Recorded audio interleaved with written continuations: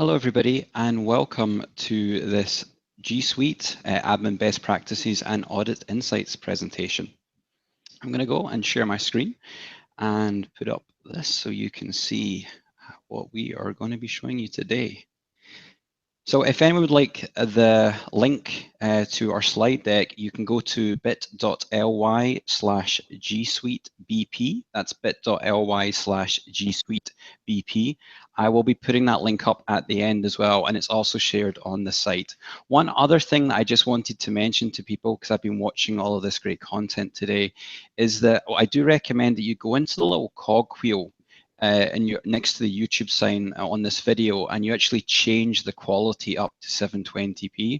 It just means that you're actually going to see the things a lot more clearer. We're actually going to be going in to the admin console, and it will help you actually seeing the content a little bit clearer. So go into the cogwheel, click on quality, and put it up to 720p if your connection can stand it.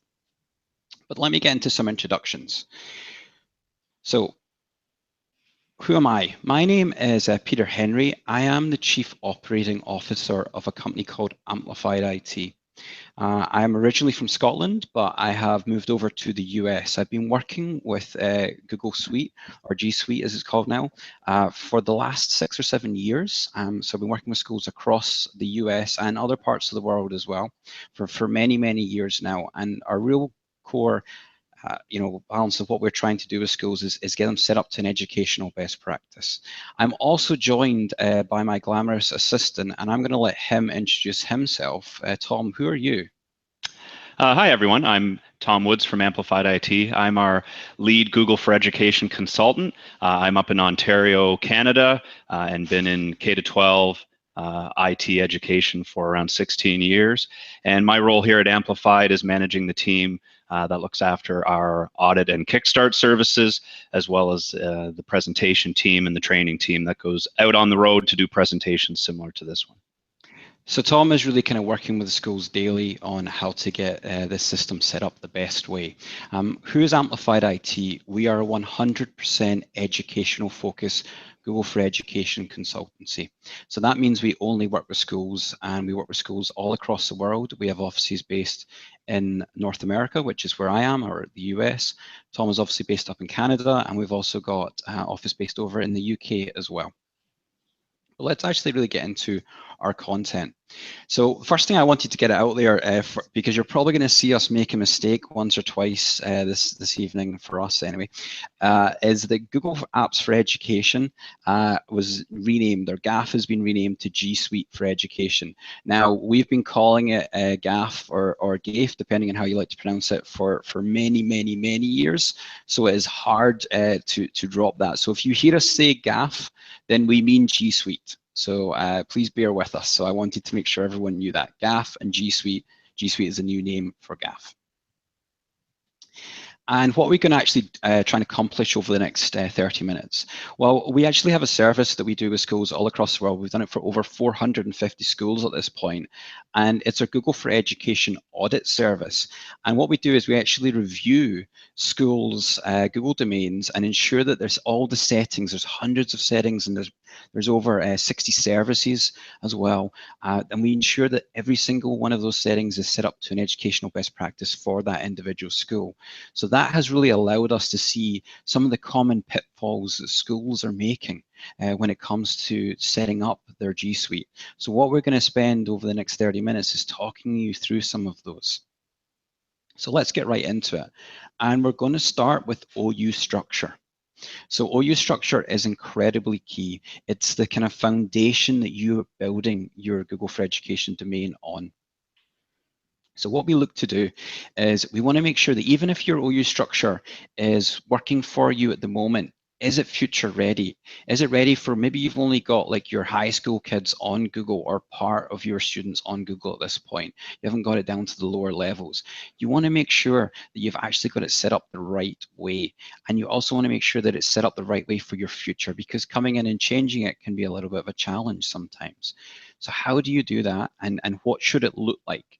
Well, this is the OU structure that we recommend to schools that we work with. We've been recommending this for many years, and I'm just going to quickly talk you through some of it.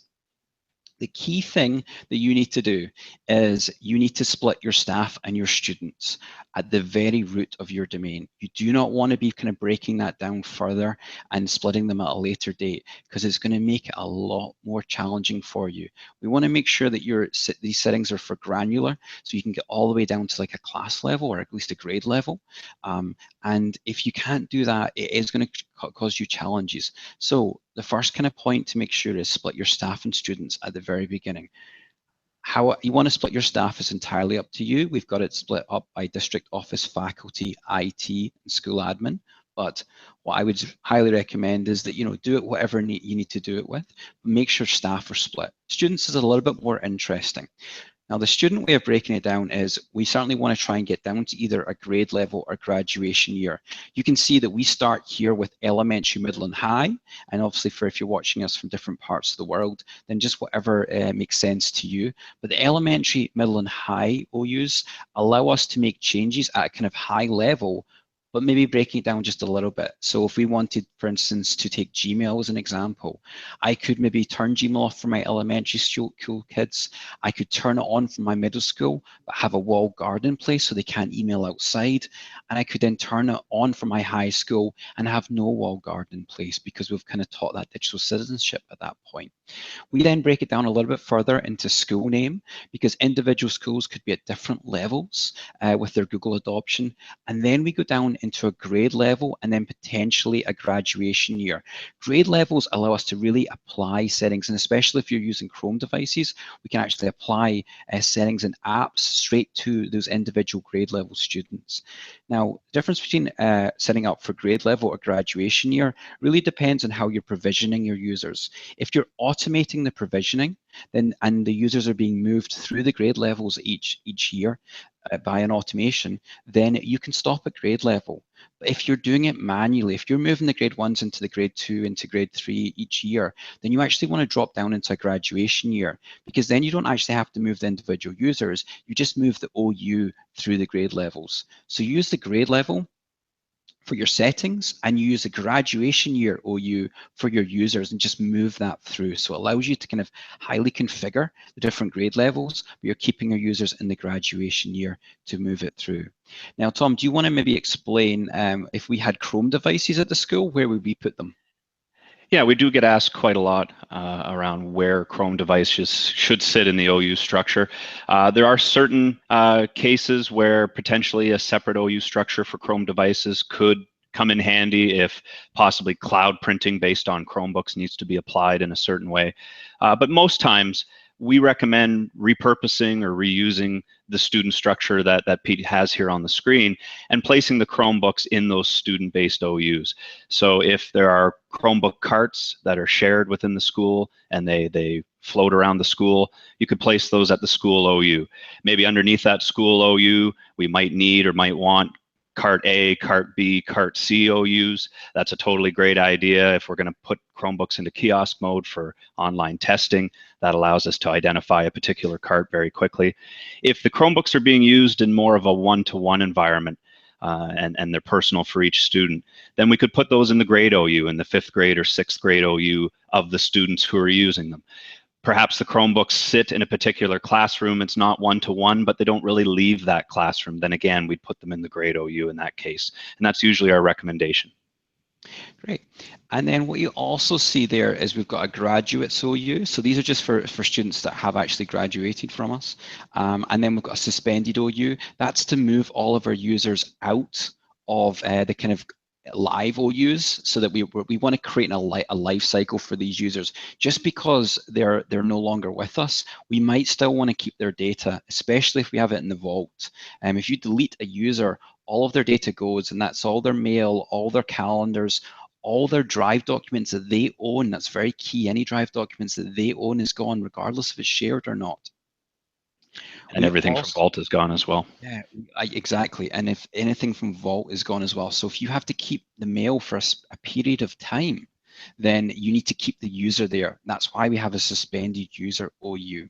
And then lastly, we have a test OU to allow us to move it in underneath other OUs and then make changes to that test OU to actually see if it's right before we make changes to the live OU. I'm just looking at questions, Tom. It looks like we have one from Robert. We are setting up a lab. Would you treat that like you would a cart from an OU purpose? That must go with your Chromebook discussion. Yeah, I think Robert, that would be true if it's a lab of potentially even Chrome boxes, of some sort that maybe aren't even Chromebooks. They're not mobile. They're going to be tethered to network lines and things like that, or even a Chromebook lab that doesn't leave that lab. Then that could be in a grade OU if that's appropriate. If it's in some sort of multi-use area or library or something like that. You can make an OU that identifies that accordingly underneath the school OU, library, Chromebook lab or something like that, that would be appropriate.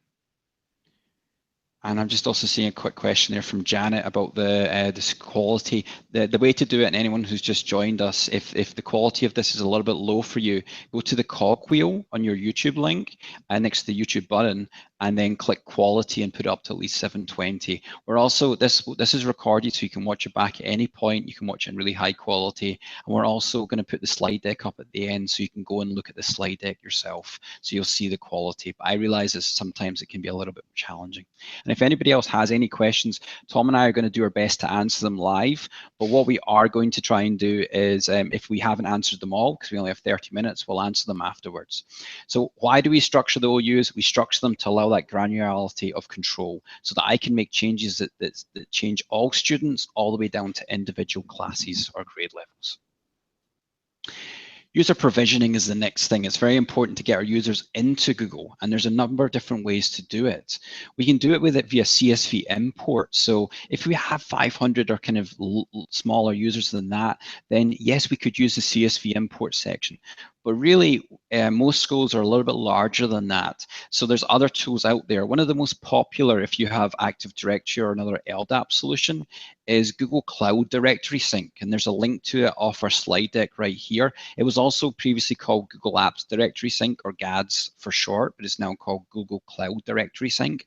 And what that allows you to do is automate the provisioning from your most likely Active Directory into Google. So it's all completely automated, and you don't have to worry about moving the users yourself. We do this for schools all the time. We configure their Google Cloud Directory Sync to ensure it's done. So you don't want to have to be creating users on multiple systems. Connect the systems together, and Google Cloud Directory Sync is, if you have an LDAP solution, is the most popular method. There's other kind of APIs and the third-party solutions out there, but Google Cloud Directory Sync is absolutely free, so it's a really good way. Now, for schools that want to connect to their SIS system, there is a Google tool out there, but it hasn't been updated in over a year, and it doesn't allow good organizational unit structure. So we don't recommend it at this point. And it actually led us to create our own tool. So we have this tool called Google for Education Sync. And what that does is it actually connects to your SIS system, and it's fully customizable by us for you. And we can actually automate the provisioning straight from your SIS or student information system right into Google, or any other system that has a CSV export of your student data, or all we need is a first and last name, and then we can pretty much do the rest of it. It creates, suspends, and renames users, and it can change OUs, and it also installs in your data center, so we're not putting your student data anywhere else. You're keeping control of it. So you can click on that link or go to www.gafesync.com if you'd like to know more. But let's actually go into the core suite now. So there's many different settings and services, and this is something that we do in our audit all the time. We actually assess every single individual setting for each service. So the first one we wanted to talk about is the Gmail service, and Tom is actually in there right now. So Tom, can you actually talk about how do we create footers for our students and staff to basically make it easy identification for them? Yeah, for sure. And that's a real great way to make sure that when an email is received, if the naming convention isn't very evident as to whether that's a staff or a student, it can really help teachers. It can really help everyone in the system recognize whether that email came from a student or not, or came from a staff member. So if I go to apps in the admin console, and then of course to the 9 core apps, to our core G Suite apps, we can go down to the Gmail settings. And if we go into those Gmail settings, we want to go to user settings. And we're going to have an OU structure on the left side, which is a good thing. We want to make sure we're picking the correct OU first as the first step that we do. If this is something we only want to apply to students, then we'd want to make sure we're selecting the student OU on the left.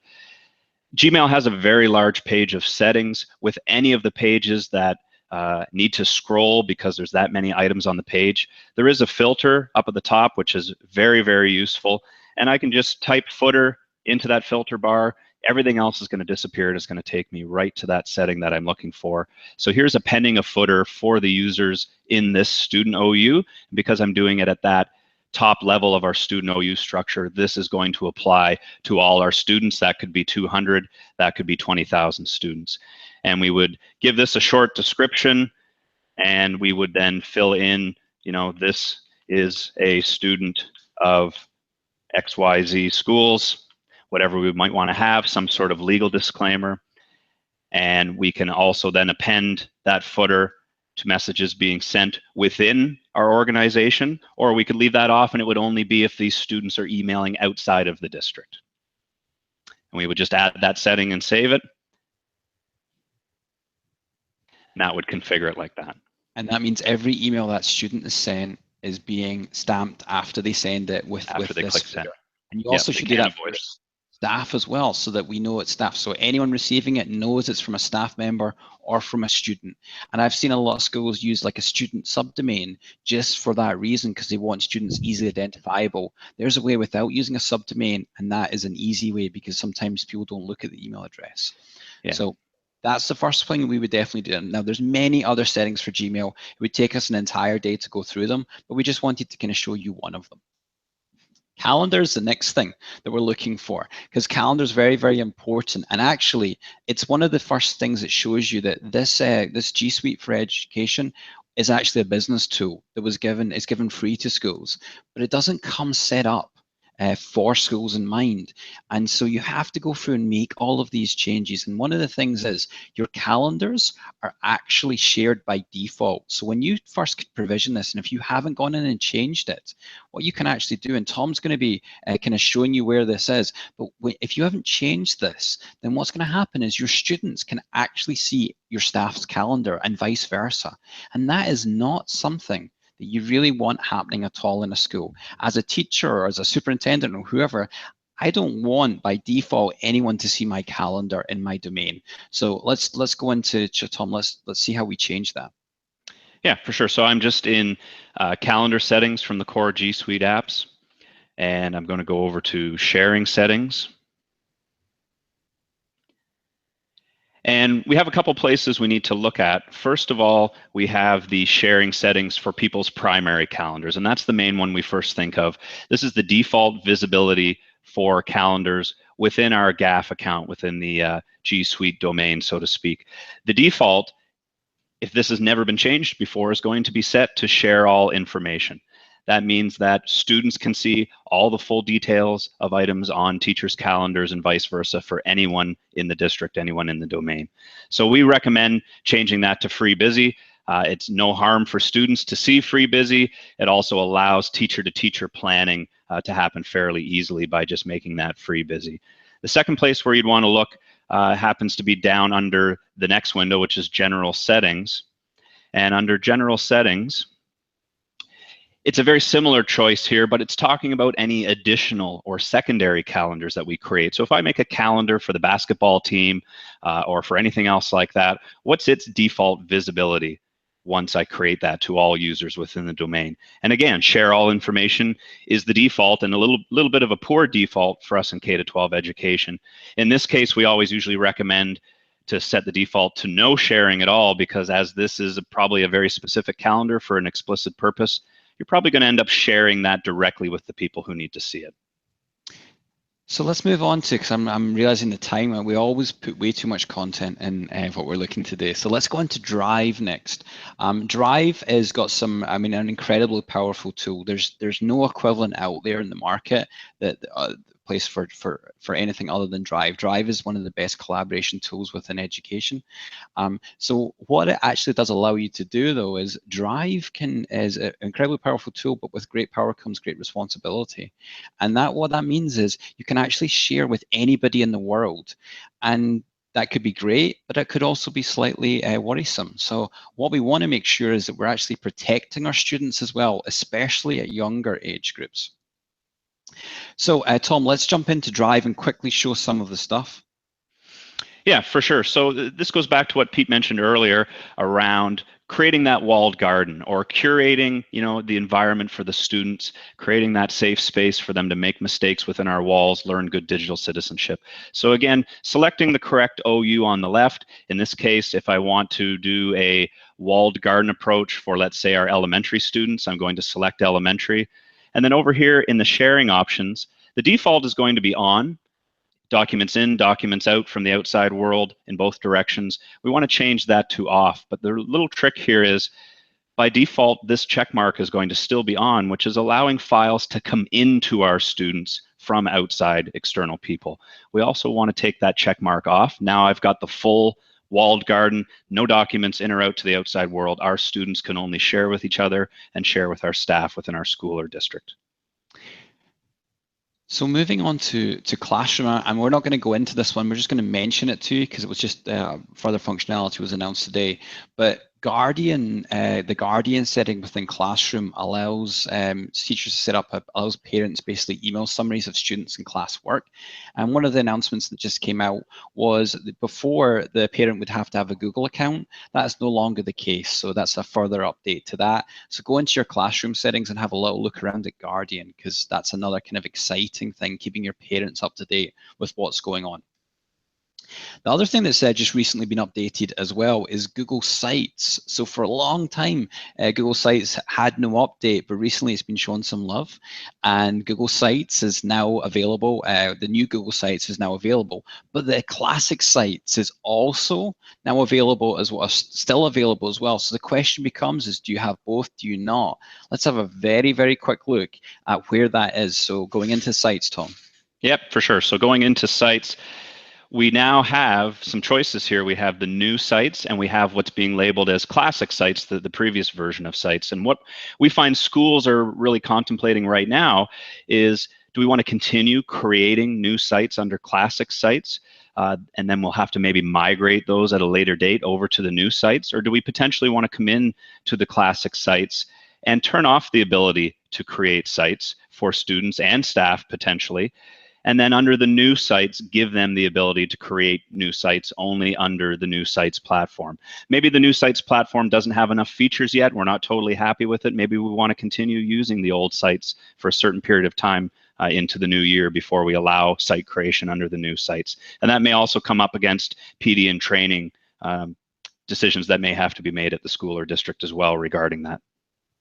So, I mean, it's one of these things. Google is a constantly changing and evolving service. It's one of the things that we love about Google, but it's also one of the things that we pull our hair out because new stuff comes out all the time and they're like, I'm not ready for it. So we need to be the admin needs to be ready for it, though. Needs to be able to know that it's coming out and needs to either enable or disable it so people just don't get it when it's not ready, or you want to be able to migrate them like Tom said, so moving them onto the new stuff and turning off the old stuff. So there's 10 core services, but there is actually an additional depending on which country you're in, there's at least probably over 50 additional services. And Google, your G Suite comes with all these services turned on by default. So it's very important in an education domain to go through these and set them up the right way. So let's very quickly, once again, Tom, let's go and look at additional Google services and just maybe pick one or two that maybe we shouldn't actually have on in a school. Yeah, for sure. So here under the apps module in the center is the additional services. It may say 52, it may even say 53 lately. As Pete said, they're constantly adding sites and or adding services and apps to this list. So it's a very daunting list with this many pieces on it. What we want to make sure, like Pete said, is there are definitely a lot of these that maybe aren't appropriate for anyone at the school or district and should be turned off altogether. Location history is always one that comes up regularly in our audit service where this is turned on. It could be potentially very dangerous. It allows potential tracking of people's locations if their Google for Education G Suite account is plugged into their cell phone. We then can come into Google Maps and see the location history for that person in the last 30 days and everywhere they've been. And perhaps, other ones like Google Voice, where we're maybe inadvertently providing phone numbers and the ability to call anywhere in North America in a voicemail box to our students as well. Yeah, and so you just need to go through this list and make decisions on which ones are right for you and which ones are right for your students. And that's something that we certainly do when we do our audits. We see a lot of these services actually, some inappropriate services being turned on. And Tom has finally found the Google Voice. I have finally found it, yes. Alphabetical helps. Yep. Yeah. Okay. So another thing that you can do is you can control your Chrome devices, both users and devices from the admin console. So one of the things that I think was a recent addition, I'm going to say in the last 6 months, was that you can actually make it even easier for your students to log on to their Chrome devices by actually pre-populating the domain. So let's see how you do that. Yeah, probably one of the most requested features for Chromebooks in the last 5 or 6 years, and we finally received it. We go into device management, probably the quickest way to get to Chrome management over here on the left, and we click on Chrome management. That's going to bring us up the window that has both user settings and device settings. For these purposes, we're looking at device settings. These are things to do with the Chrome devices themselves and how they operate, regardless of who signs into them. So if we bring up device settings, a lot of good stuff on this screen. Definitely ways to control your Chrome devices and determine how they're going to operate, who can sign into them. But autocomplete domain, per any different OU of Chrome devices, we could even specify a different value here, but we put in the domain name or even the subdomain or secondary domain that we want to have here. That's going to be pre-populated on the screen of the Chromebooks when they're turned on. All the students and or staff have to do is just actually type their username, the portion to the left of the @ sign. And if you have a very long domain name with the .k12, .thestate, .us, and it can get pretty lengthy, that could be a lot for a primary student to type in. And this was a bit of a savior setting here for some of those longer domain names as well, and a very welcome change. And especially for like a younger student, if you're giving Chromebooks to really young grades, then that's going to save the teacher a lot of time. So one thing that we were going to go in and demo, but we really don't have the time to do so, is the report and audit logs. Just know that Google have kind of expanded this quite considerably. So in the admin console, you can really see what's going on with your domain, including what's going on with your Google Drive. That was added recently, so you can actually see what's getting deleted, what's not. And you can also set up automated alerts as well to tell you when major things happen. For instance, when somebody signs in from a strange country that's not normal, that can actually alert you that account might have been compromised. So when a super admin is created or removed, can actually be there. So everything that we've kind of just talked about is just the tip of the iceberg. We've had 30 minutes just to cover a few settings. There are hundreds of settings for many different services. And what we actually do is we do this daily. And as I said, we've audited over 450 schools across the country, from schools as small as 50 students up to school districts as large as 400,000 and everything in between. And what we do with our audit is we assess every single setting in your admin console. And we look at what you currently have set, and if we disagree with that setting and we don't believe it's a best practice, we document it in the audit. We say, this is what you currently have it set to, this is what you should change it to, this is why you should change it, and this is how to achieve the change. And then you work with one of the team like Tom, he does this daily, where he'll actually have a 2-hour review call to walk you through all of the findings. And then we give you a document that actually gives you, it's a roadmap or a manual. You can find out more at www.gafeaudit.com.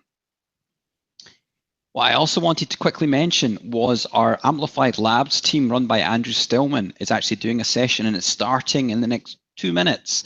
It's syncing your student information system with Google Classroom.